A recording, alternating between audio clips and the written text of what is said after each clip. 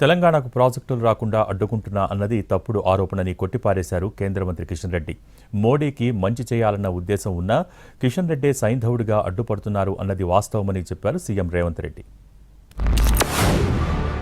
ప్రాజెక్టులు అడ్డుకోవడము ఇతరత్రో ఊహించడం కూడా కష్టం. నా తరఫున ఆ రకమైనటువంటి చర్యలు ఎవరైనా ఊహించడం కూడా తప్పే అని సందర్భంగా వహిస్తున్నాను. కాబట్టి ఈ తాటాకు చప్పులకు భయపడే వ్యక్తిని కూడా కాదు నేను. తప్పు చేయనప్పుడు అసలే భయపడను. వైఫల్యాలను, అవాస్తవాలను, అసమర్థతను నా మీద రుద్దితే అది మంచిది కాదు. నా మీద రుద్ది తప్పించుకునేటువంటి కుట్ర రేవంత్ రెడ్డి గారు తన వైఫల్యాల నుంచి చేస్తా ఉన్నారు. కుటీలం ఇక్కడనే ఉంది, కుతంత్రం ఇక్కడనే ఉంది. అందుకే ఇవాళ కిషన్ రెడ్డికి చాకిరేవు పెట్టిన. సమస్య మోడీ కాదు, సమస్య ఇవాళ సమస్యలు పరిష్కరించాలని మోడీ తెలంగాణ పట్ల సానుభూతితో ఉన్న కిషన్ రెడ్డి గారు పగతో ఉన్నాడు.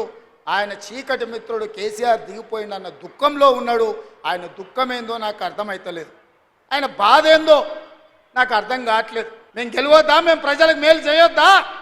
ఇవాళ ఇన్ని సంక్షేమ పథకాలు మేము చేస్తుంటే చూసి ఓర్వలేని తనం మంచిది కాదు కిషన్ రెడ్డి.